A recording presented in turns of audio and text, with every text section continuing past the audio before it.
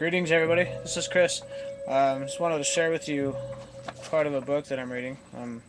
Here's something else that's inspiring to me. I got lots of this stuff, but check it out. This is called Spirit Recovery. I mentioned it in my introduction video here that I was going to be doing some stuff with this. It's really cool. Spirit Recovery Meditation Journal, and it's written by Lee McCormick. If you catch that, you can catch his name on the bottom there. So, anyways, I'm going to start with this first one, and I'll just do one of these every once in a while when I get a chance.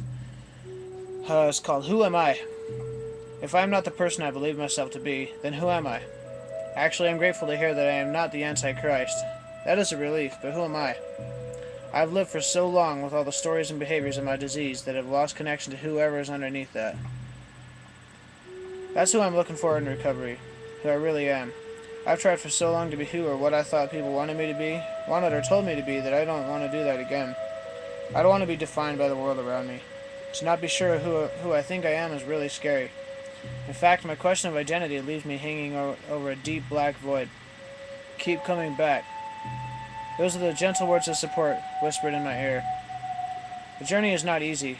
To have strayed so far from my truth is sad, but it's all going to work out if I keep showing up for myself. Today I will stay committed to living happy, joyous, and free. That is a gift that recovery has given me, and that is where I'm headed. Now, this book has suggested that after that you can actually write, right there on the next page over, and rather than writing, I'll just do a video, because it's much more important and other people can share in it too. And so I'm just going to comment on a few things that I find interesting, like I do in a lot of my other videos. And first one is just very important, the very first line. If I'm not who I believe myself to be, then who am I? Very important, because I mean, nobody who's really been lost and trying to please other people, chase down all these different drugs and all these other fixes, really knows who they are. And you guys are probably going to meet a little Orion here. He's going to open the door 15 or 20 times, but that's good. It's a family house, and he's very welcome here. This next line says, I'm actually grateful to hear that I'm not the Antichrist. That is a relief, but who am I? So deeply think, do any of you know who you are?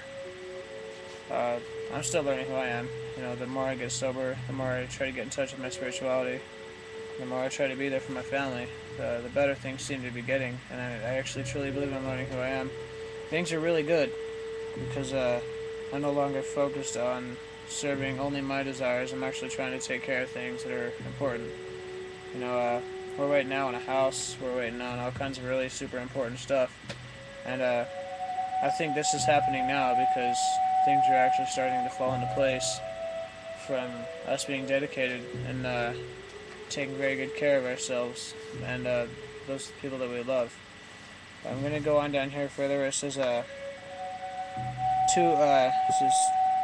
have lived for so long in the stories and behaviors of my disease that I lost my connection to whoever is underneath that. That's what I'm looking for in recovery, for who I really am. I have tried for so long to be what people wanted or told me to be that I don't want to do that again. I was always trying to impress somebody, please somebody, get someone to like me. You know, I was always striving for acceptance. And now I can actually accept myself. And you know, I may not say that with much conviction, but as time goes on, I'm just more and more happy with who I am and what I've accomplished. The fact that I'm fighting through this battle of this addiction that I used to have, and you know, it gets better every day. You know, some people may scoff at the fact that I was just a drinker, but to me, that's an addiction nonetheless. You know, I used to be addicted to meth, and I beat that, you know, with the help of an 8-month stretch in jail.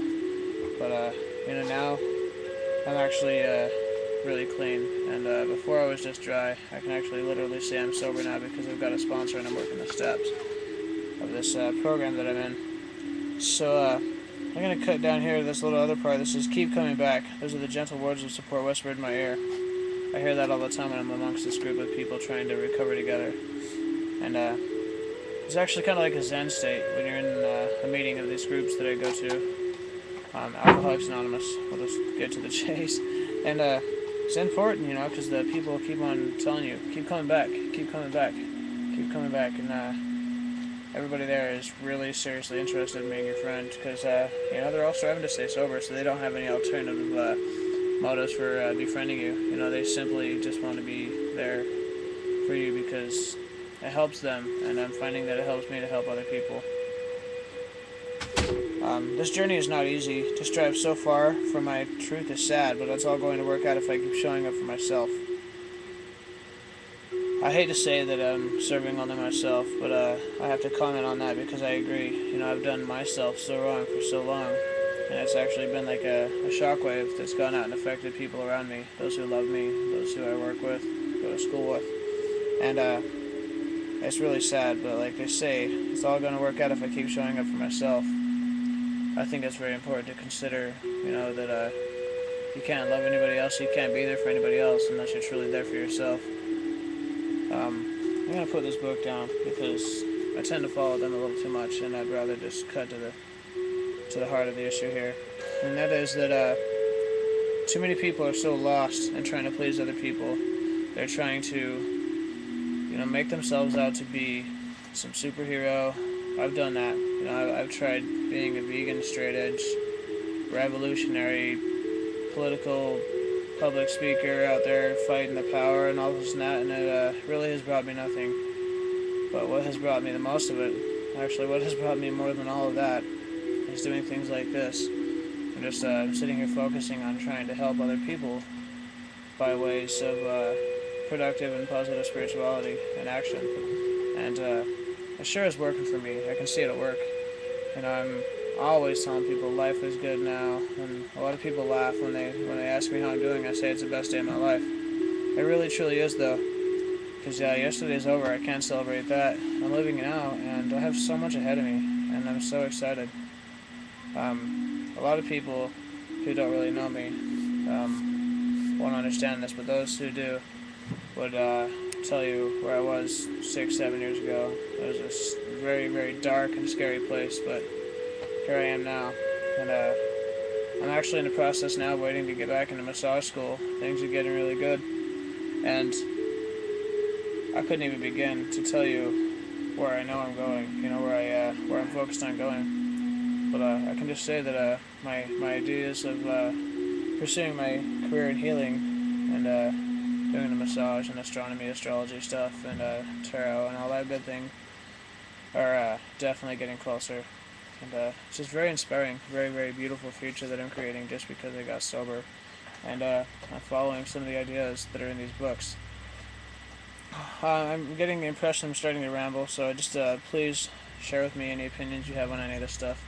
It's very important, I think, that we all we discuss, debate, and just all out focus on the things that we cover in these books. And it's not me, you know what I mean? You could, if you want, you could just turn off the screen of your computer and just listen to me talk, because I think that I'm definitely not speaking from my personal agenda. I'm trying to help other people in the long run. So let's focus on doing something good for other people. Tell a random stranger that you hope they have a good day. I do that every day. I tell people have the best day of their life, and I'm sure hoping that it works. I think that's about it. Any questions or suggestions, drop them. Thank you. Peace. You deserve